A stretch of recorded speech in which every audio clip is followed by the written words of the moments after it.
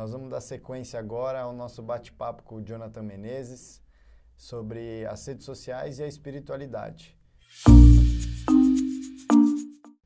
E dando sequência aqui, Jonathan, uma pergunta que surgiu é como que o overposting ou o excesso de exposição das pessoas hoje nas redes sociais pode interferir na minha espiritualidade, ou o que o overposting pode dizer sobre mim, sobre como anda o meu íntimo, a minha espiritualidade, a minha pessoa. Eu tenho a impressão que tudo aquilo que é excessivo, de certo modo, milita contra a vida, né? O Eclesiastes fala muito sobre a moderação, diz que a moderação em tudo é boa. Tem até uma passagem que eu gosto muito no capítulo 7 de Eclesiastes, né, quando ele fala sobre a relação entre a bondade e a maldade do ser humano, em que ele diz assim, olha, não seja excessivamente bom, nem excessivamente mal, deixa um pouquinho de cada coisa, que ser excessivamente uma coisa ou outra vai te levar à destruição. Então, o overposting, a palavra já diz, é over, é excesso, é acima. Eu acho que revela muitas coisas, e uma dessas coisas, eu diria, é a nossa insegurança. Se eu quero me expor muito, se eu quero construir a minha identidade com base na superexposição, é porque eu não estou seguro de quem eu sou. E eu preciso que outras pessoas digam isso. E elas vão dizer isso através do seu like. O like é o que eu chamo de abraço virtual. é o abraço virtual, né? É o seu joinha, é a sua aprovação. Então, eu posto excessivamente imagens ou textos ou notícias buscando uma identidade perdida, um eu perdido, um eu que se perdeu, que eu deixei com que se perdesse. Para mim, a espiritualidade tem a ver com cada vez me aprofundar em quem eu sou. Né? E quando eu me encontro com Deus e com a palavra, eu me encontro mais humano, porque eu me encontro comigo. A palavra as escrituras sagradas, elas permitem elas promovem esse encontro mais profundo com quem eu sou. Agora, isso muitas vezes gera dor, né? E, de novo, citando Eclesiastes, no capítulo 1, ele diz que aumenta o conhecimento, aumenta o sofrimento. Então, quando se acende uma luz do conhecimento, uma luz interior do conhecimento de quem eu sou, ele vai iluminar partes que estavam escuras e mostrar coisas que eu não necessariamente gostaria de ter visto, mas que é parte do processo de amadurecimento. Então, eu tenho a impressão que essa superexposição, ela, por outro lado, inibe esses momentos mais íntimos em que eu preciso estar em silêncio, em que eu preciso me retirar, em que eu preciso estar não exposto para que o meu eu verdadeiramente venha à tona. Então, tem uma citação que a gente até comentou nos bastidores do Byung-Chul Han, num livro que acabou de sair dele, chamado Enxame, Prospectivas Digitais, em que ele diz que quanto mais aumenta a transparência, mais aumenta a escuridão. Ou seja, quanto mais exposto eu estou, a minha vida está, a minha intimidade está, menos de mim transparece. Não sou realmente eu. É uma persona, é um personagem que eu criei para que os outros gostem de mim, para que os outros me aprovem, para que os outros me aceitem. E a mensagem do Evangelho vai na contramão disso, porque a mensagem do Evangelho, por exemplo, no batismo de Jesus no Jordão, a voz que vem dos céus, né, Lucas relata isso lá, por exemplo, no capítulo 3, e diz, esse é o meu filho amado em quem eu tenho prazer. Você é meu filho amado, minha filha amada. Então a mensagem do Evangelho é você é aceito, você é amado. Você não precisa fazer nada para isso. Você precisa ser quem você é. Eu acho que a superexposição, ela também inibe esse processo do Evangelho na nossa vida. Inibe que nós sejamos quem nós somos e que aceitemos que somos aceitos por Deus como somos. Certo. E Outra coisa é que esse monte de informações e essa enxurrada, né, de posts e de notícias, inclusive agora muitas notícias falsas, né, são as chamadas fake news, acabam deixando a gente um pouco atordoado, sem saber muito para onde ir. E o que você acha? Esse monte de informação, esse turbilhão de coisas pulsando nas redes sociais e na internet, fazem com que a gente escute menos a voz de Deus?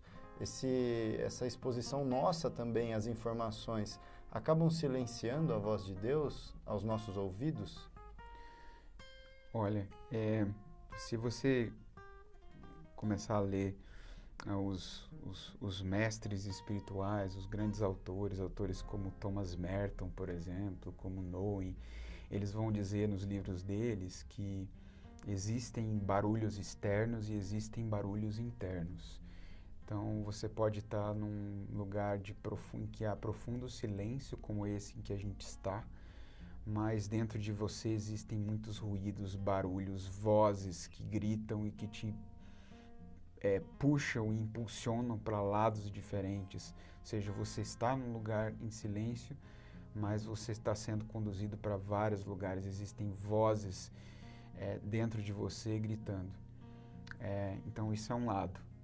O silêncio não necessariamente faz calar as vozes e me permitir ouvir a voz de Deus melhor. Deveria ser nos lugares, mas eu preciso, antes de tudo, lidar com essas vozes interiores. E existem, obviamente, as vozes externas, as vozes nas redes sociais, as vozes no jornalismo, as vozes nos meus relacionamentos. Esse fenômeno da fake news é algo que está sendo muito comentado e foi, eu diria, muito decisivo para o que aconteceu no Brasil nos últimos tempos. E eu diria que se tornou algo incontrolável, porque a fake news ela é autossustentável. Você percebe que alguém pode estar propagando fake news com a premissa de que aquilo é verdade, ou uma situação em que algo pode ser verdadeiro, né, em que algo aconteceu na vida de alguém, né, uma figura pública, por exemplo. Aí ela pode utilizar essa questão da fake news como um subterfúgio, de dizer assim, não, mas isso é fake news. Uhum. De modo que a gente está, é o que você falou, a gente está perdido, a gente já não sabe o que é mais fake news e o que não é fake news. E aí, pensando na espiritualidade, né, pensando em Jesus, por exemplo, Jesus lá em João diz, eu sou o caminho, a verdade e a vida. Então, a verdade não é um conhecimento, a verdade não é uma notícia, a verdade ela se expressa de várias formas, a gente se aproxima dela através de relances e de pequenas maneiras, mas a verdade é única e ela é uma pessoa. Então, ele diz, se você se aproximar de mim, se você conhecer a verdade, tem a ver com relacionamento, com conexão, a verdade vai te libertar. Então, talvez esse momento em que nós estamos atordoados seja um momento para a gente se aproximar de novo da verdade que é uma pessoa, que é Jesus, e pedir a orientação a Ele, buscar a profundidade de quem nós somos, buscar momentos em que a gente para um pouco mais para refletir antes de falar, para um pouco mais para refletir antes de reproduzir. Então, se a opinião, que é uma outra coisa tão profusa quanto as fake news, que muitas vezes as opiniões elas nascem das fake news. Se a opinião não nasce da reflexão, ela não nasce, né? A não ser como falácia. Então, eu tenho a impressão que muitas das opiniões que nós, nos últimos tempos, temos dado, seja nas relações reais, nas conexões físicas, seja nas virtuais, elas não são fruto de reflexão. Elas não são fruto de comparar coisa com coisa, de buscar mais fontes, que é uma coisa que a gente fazia antes que as informações chegassem até nós de maneira tão rápida. Eu acho que É fantástico que eu tenha um mundo de informações no meu celular. Eu posso utilizar isso aqui para o meu bem, sabe? É fantástico ter um mundo de informações num aparelhinho desse tamanho. Mas isso também pode se transformar num caminho para preguiça intelectual. Então, o que chega para mim através de um bip no celular, eu posso simplesmente comprar e refletir refletidamente. Eu tenho a impressão que quando a gente tinha que buscar as informações na biblioteca, na enciclopédia, em uma enciclopédia viva, a gente tinha um pouco mais de gana de saber, de comparar coisa com coisa. A facilidade, ela pode se transformar também num subterfúgio para a gente parar de pensar, para a gente parar de refletir. E eu diria que a espiritualidade, ela é o oposto disso. A espiritualidade é um convite à reflexão. Tem um autor que eu gosto muito, e eu termino a minha fala citando, chama Robert Solomon, em que ele diz que a espiritualidade é um amor bem pensado à vida. E é um amor bem pensado, bem refletido. Como ele não é cristão, ele não disse, eu incluiria um amor bem pensado a Deus e a vida.